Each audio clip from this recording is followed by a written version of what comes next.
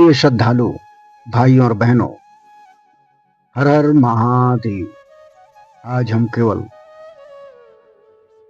एक कथा नहीं सुन रहे, बल्कि आज हम शिव की उस उग्र चेतना के साक्षात्कार के लिए एकत्र हुए हैं, जो डर को निकल जाती, जो शत्रु को केवल हराती नहीं, उसे मूल को भस्म कर देती। भगवान शिव, जो कभी ध्यानस्थ दक्षिणामूर्ति हैं, कभी करुणामय भोलेनाथ और कभी संहार के महासागर रुद्र। आज हम उनके उसी रूप की आराधना कर रहे हैं, जिससे अधर्म कांपता है और भक्त निर्भय होकर आगे बढ़ता है। आज यह वीडियो समर्पित है अष्ट भैरव के तृतीय अत्यंत उग्र रूप, श्वेत तेजोमय स्वरूप श्री चंड भैरव को। चंड भैरव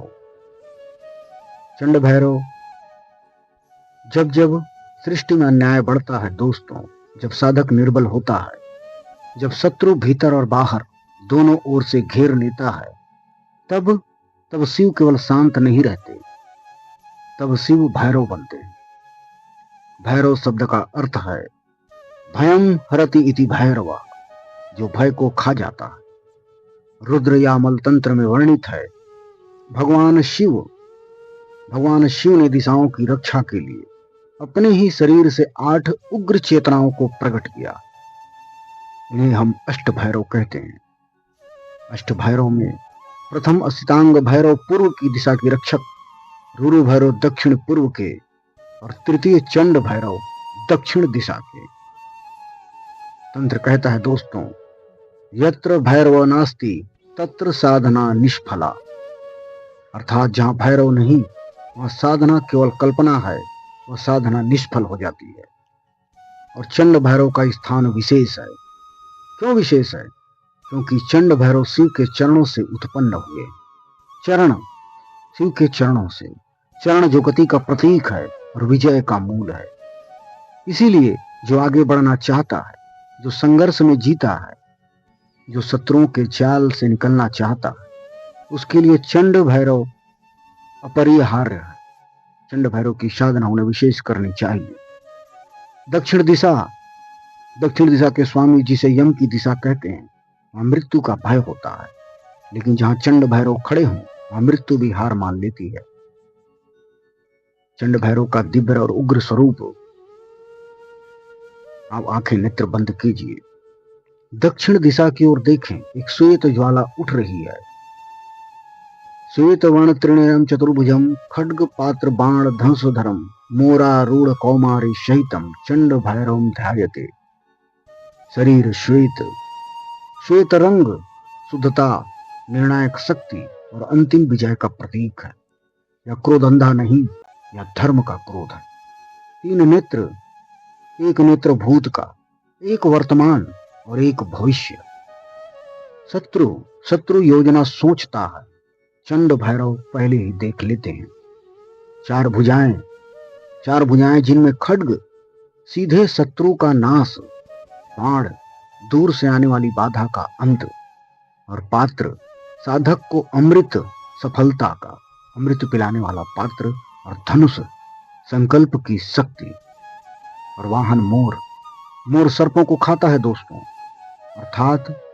अर्थात यह है कि विषैले शत्रु, षड्यंत्र करने वाले शत्रु, ईर्षा करने वाले शत्रु सब मोर के आहार हैं। और साथ में कौमारी देवी की शक्ति, कौमारी युद्ध, बुद्धि, युवा ऊर्जा। जहां क्रोध अंधा हो सकता है, वहां कौमारी शक्ति संतुलन देती। एक भक्त चंडिका की लीला, जब देवता राक्षसी शक्तियों से पराजित होने लगे, जब युद्ध में साहस टूटने लगा, तब शिव जी ने अपने चरण भूमि पर रखे। भूमि कांप उठी दोस्तों। उसी कंपन से प्रकट हुए चंड भैरव। इनकी उत्पत्ति की कथा है। और उन्होंने कहा कि जो युद्ध से भागेगा वह जीतेगा नहीं, जो धर्म के साथ खड़ा होगा मैं उसके साथ खड़ा रहूंगा। और उन्होंने राक्षसों को गति से कुचल दिया, गति से कुचल डाला। और एक भक्त चंडिका की कथा। प्राचीन काल में एक योद्धा कन्या थी चंडिका। चंडिका उसका राज्य शत्रुओं से घिरा था। सेना हार रही थी।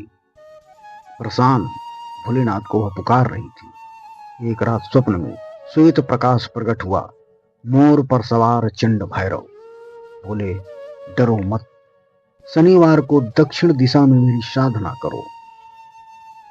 चंडिका ने सफेद पुष्प, दूध, चंदन अर्पित किया, मंत्र का जाप किया, ओम चम चंड भैरवाय नमः। कुछ ही दिनों में उसका भय गया, उसका नेतृत्व जागा, युद्ध में वह अजेय हो गई। जब शत्रुओं ने अंतिम षड्यंत्र रचा, तब चंड भैरव स्वयं प्रकट हुए। एक ही तीर में शत्रु सेना समाप्त कर डाली। परंतु चंडिका ने क्षमा प्रार्थना की। चंड भैरव मुस्कुराए, यही सच्ची विजय है। चंड भैरव केवल बाहरी शत्रु नहीं मारते दोस्तों, वे भीतर के डर को भी नष्ट करते हैं। और इसका आध्यात्मिक प्रभाव है, इनकी साधना करने से मणिपुर चक्र सक्रिय होता है, आत्मविश्वास जागता है, निर्णय क्षमता बढ़ती है, नेतृत्व शक्ति आती है। और इसकी फल की सूची है कि शत्रु पर विजय, मुकदमे में सफलता, प्रतियोगिताओं में जीत, व्यापार में उन्नति, भय से मुक्ति, रोग निवारण और अंततः इनकी भक्ति से मोक्ष का मार्ग खुलता है। और इसके पूजा की विधि है मंत्र और साधना। इनका शुभ समय है शनिवार, कृष्ण पक्ष, दक्षिण की ओर मुख करके इनका पूजा किया जाता है। उनकी सामग्री में सफेद पुष्प, दूध, चंदन, घी का दीपक और धूप। और इनका मंत्र है ओम चम चंड भैरवाय नमः। और इनका गायत्री मंत्र है ओम विजय दात्रे विद्महे मोर रूपाय धीमहि तन्नो चंडः प्रचोदयात्। और इनका साधना है दोस्तों 40 दिन का ब्रह्मचर्य आवश्यक है और सात्विक आहार। और पुनश्चरण है इनका 1,25,000 का जाप। और संकल्प दोस्तों, चंड भैरव सिखाते हैं, डर त्यागो, धर्म पकड़ो, विजय निश्चित है। और संकल्प लें, भय नहीं, आलस्य नहीं, पलायन नहीं, साहस और भक्ति से मिल जाएंगे चंड भैरव। शत्रु का वास्तविक अर्थ क्या है दोस्तों? शत्रु का वास्तविक अर्थ है, सबसे पहले यह समझना आवश्यक है कि शास्त्र में शत्रु केवल व्यक्ति नहीं होता। शास्त्र कहता है कि शत्रु केवल व्यक्ति नहीं होता, शत्रु 3 प्रकार के होते हैं। बाह्य शत्रु में आते हैं ईर्षालु व्यक्ति, विरोधी, मुकदमे, षड्यंत्र और प्रतिस्पर्धा। और अदृश्य शत्रु में आते हैं तंत्र प्रयोग, नकारात्मक दृष्टि और ऊर्जा का अवरोध। और आंतरिक शत्रु हैं भय, हीन भावना, क्रोध, भ्रम, अस्थिरता। और चंड भैरव तीनों का नाश करते हैं।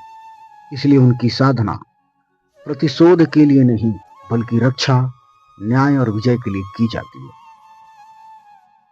चंड भैरव के लिए रुद्र या माल तंत्र में कहा गया है, चंडो नाम यदा जपेत साधकः शत्रवा स्वमेव पलायन्ति।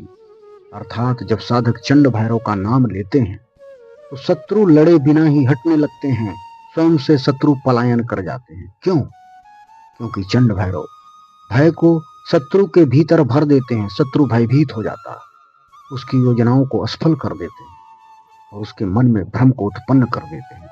यह बाहरी हिंसा नहीं, यह चेतना का युद्ध है। और शत्रु निवारण के लिए विशेष साधना मर्यादित, और यह साधना केवल आत्मरक्षा और न्याय के लिए है दोस्तों। समय शनिवार, कृष्ण पक्ष, रात्रि 11, 11:30 के बाद, दिशा दक्षिण मुख, वस्त्र सफेद या हल्का पीला, आसन कुश या ऊन का आसन हो। और साधना का क्रम अत्यंत महत्वपूर्ण है। संकल्प मन में स्पष्ट कहें, हे चंड भैरव, जो भी व्यक्ति या शक्ति मेरे धर्म, जीवन, साधना या कर्म में अन्याय पूर्वक बाधा डाल रही है, आप उसे मेरे मार्ग से हटाइए। मुझे न्याय दें, अहंकार नहीं। इस प्रकार से संकल्प करें।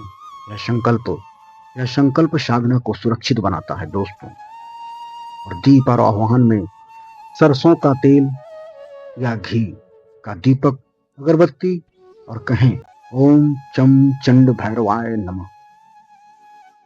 और शत्रु निवारण के लिए 108 108 एक माला जरूर करें। और ध्यान विधि में बहुत प्रभावी है। जब के समय कल्पना करें कि चंड भैरव दक्षिण दिशा में मोर पर आरूढ़ धनुष पर बाण चढ़ा हुआ है।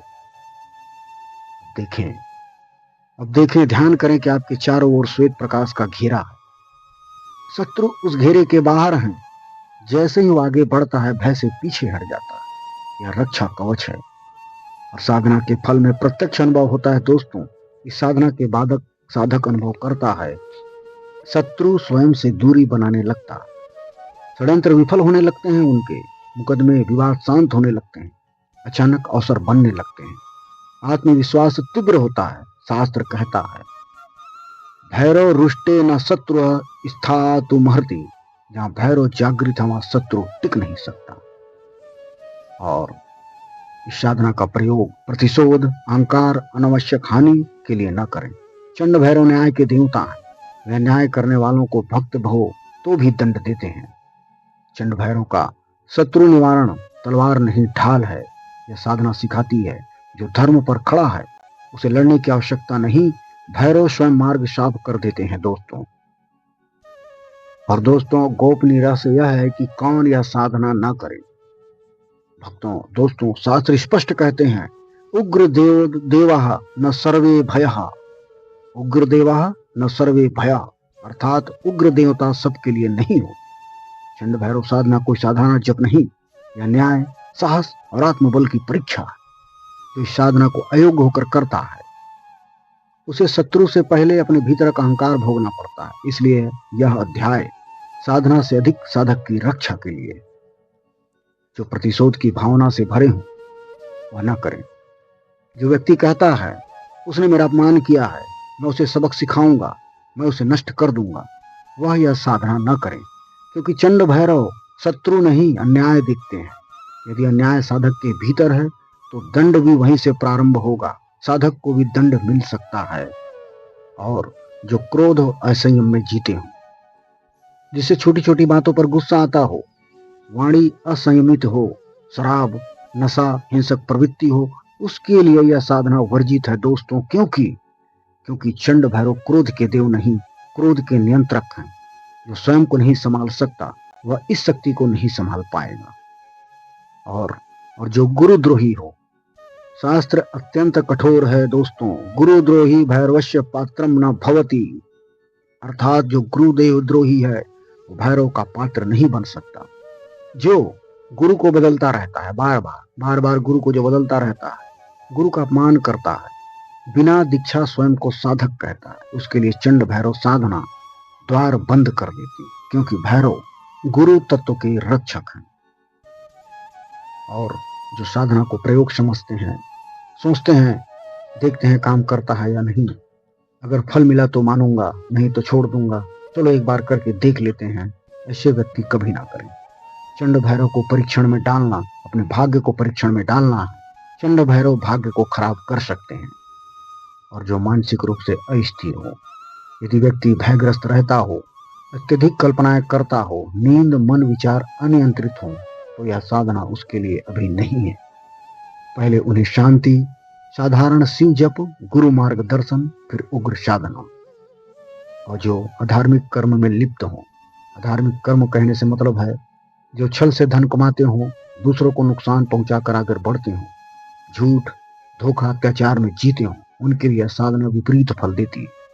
क्योंकि चंड भैरव धर्म के पक्षधर हैं, साधक के नहीं। और जो गोपनीय नहीं रह सकते, जो साधना की चर्चा हर जगह करते हो, अपनी जप की संख्या बताते हो, अनुभव दिखावा बनाते हो, उनके लिए साधना स्वतः निष्क्रिय हो जाती। भैरव शोर में नहीं दोस्तों, मौन में उतरते हैं, मौन में। और शास्त्रोक्त चेतावनी है। रुद्रमाला तंत्र कहता है, अयोगस्य जपे दोषा, योगस्य जपे मोक्षा। अर्थात अयोग्य के लिए जप पतन है और योग्य के लिए संरक्षण और विजय।